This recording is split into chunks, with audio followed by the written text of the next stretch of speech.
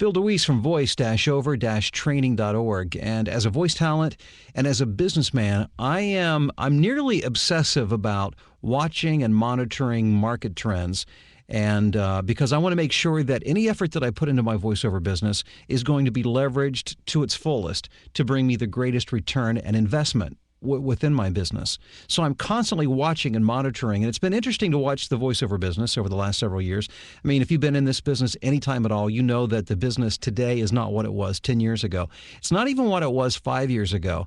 And the ways to get business today are not the same, or I should say the most effective ways to get business and voiceover today are not the same as they were 10 years ago, 5 years ago, in some cases, not even 1 or 2 years ago. So the business landscape and the environment, the markets are constantly changing. So you really have to keep a finger on the pulse of what's happening to maximize your efforts in your voiceover business. Here's an interesting statistic. In my personal experience in recording voiceovers, about 30% of my work would be broadcast work, radio and TV commercials, promos, radio, imaging, that kind of thing. The other 70% would be non-broadcast work, such as corporate narration, e-learning, and audiobooks. I heard a statistic the other day that estimated that the difference between broadcast and non-broadcast is even greater than what I just mentioned. That only 10% of all voiceover work is broadcast, radio, TV commercials, and animation work, and movie trailers and TV promos, and that as much as 90% of the work is non-broadcast. Now, where do most people, especially when they first get started in the voiceover business, where do they place their efforts in terms of their training and in terms of their marketing activity? Well, it's to the 10% of the pie. Of that big slice, or the big piece of pie, only that small slice of 10% is being trained for and targeted for business. Why is that? Well, I think in a lot of cases it's simply because that's what's known. Most people are familiar with radio and TV commercials and TV promos. And when you think about voiceover, that's the first thing that comes to mind for most people.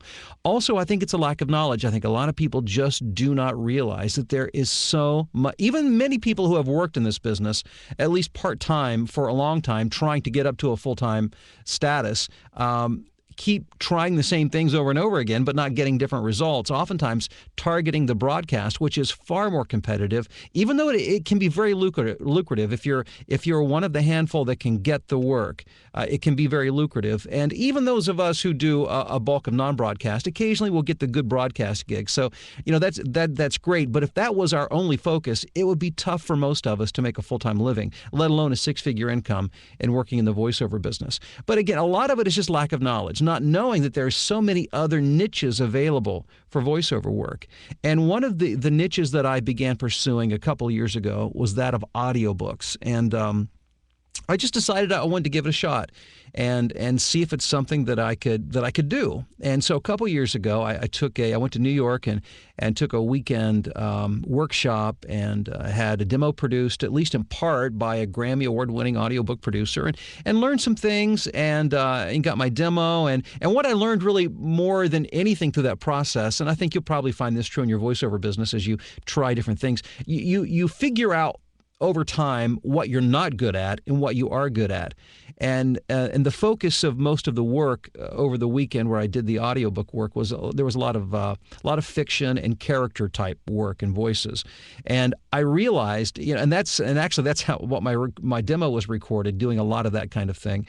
And I learned that I'm not that good at it. And so I actually ended up ditching this demo that was produced by these very good, talented people and this Grammy Award-winning audiobook producer, because it really didn't reflect what I was best at. I ended up producing my own audiobook demo and ended up marketing in my own way the ways that I knew had been effective for me in the past. And as a result, over the past 2 years, I've recorded now 16 audiobooks and 143 audio business book summaries that I do for a company called GetAbstract.com. And so I would consider myself fairly successful in recording audiobooks. And that's just one slice of the big pie of what I do in voiceovers, because I do a little bit of this, that, and the other, as you may be well aware if you follow my video blog at all. But there's something that has recently happened that is really changing the dynamic in the marketplace in regards to audiobooks and voiceovers. And long story short, there is great opportunity for you and for me to make a sizable amount of money right now in the audiobook market. And I mean, I'm talking about things that have changed in the past few months. I have booked I believe it's 5 audiobooks in the past 2 weeks. I'm in the process right now of recording 2. I have 2 more to be recorded immediately after I'm finished. I just finished up another one as well. So my audiobook load has grown exponentially just in the past month, and I see it going no place but up in the days to come. So for those who, if you're early on in your career, this may be just the opportunity you're looking for. If your career needs to be revitalized, you need a bit of a revival in your career, this may be just the thing for you. And if you don't enjoy books and don't enjoy reading books, then this obviously isn't something for you. And over the past few years, you may have noticed that a number of audiobook publishers have begun to pop up. And that's really how I established myself within the audiobook market. I began marketing myself, as I typically do, to prospective clients, to audiobook companies, and have been fairly successful in doing that. And as I mentioned, have had a number of audiobooks to record.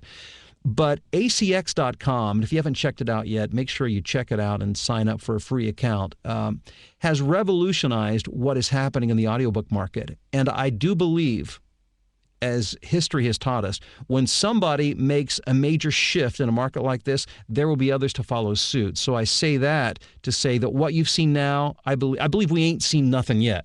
To quote Bachman-Turner Overdrive, things are going to really go into hyperdrive, I believe, in the audiobook market. Very briefly, ACX is a venture of Audible.com, the big online provider of audiobooks, which is owned by Amazon. So Amazon is behind this, and essentially what they've done, they have done for the audiobook market much like what Voices.com and Voice123.com did for commercials, well, voiceovers in general, really, except that it's absolutely free. It's not a pay-to-play kind of site with ACX. And they're bringing audiobook producers and narrators and recording studios together very easily and quickly.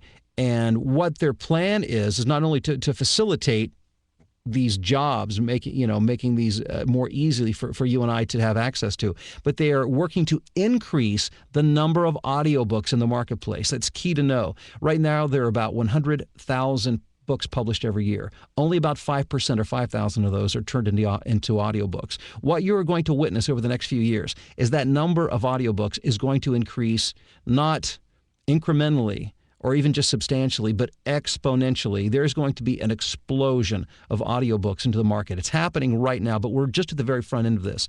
And if Amazon is doing it, how long is it going to take for somebody else, maybe even a Google, to come in and begin doing something similar? I think we've only seen the very beginning of this. And now is the time, if you're interested in this kind of work and in really, like I said, launching out in your voiceover career or revitalizing your voiceover career, audiobooks are the place to do it right now.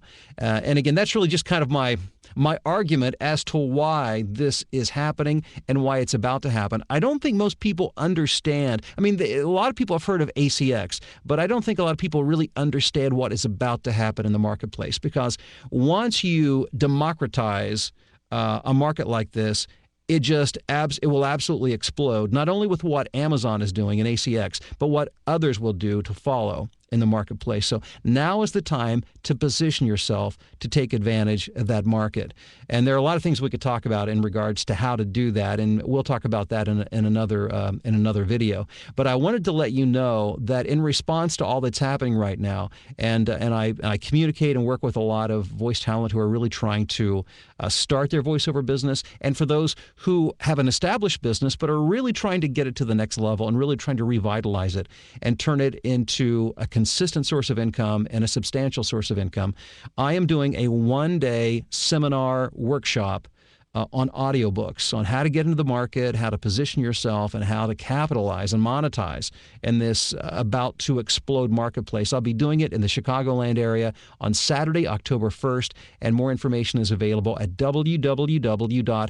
audiobookseminar.com, audiobookseminar.com. In the meantime, and I invite you to visit that, but make sure you sign up for your free account at acx.com and begin to learn about what's happening there as well as in the marketplace in general, and prepare yourself to explode your business through recording audiobooks. So wish you all the best. And if you have any comments, questions, please feel free to drop me an email at voiceoverexpert@gmail.com.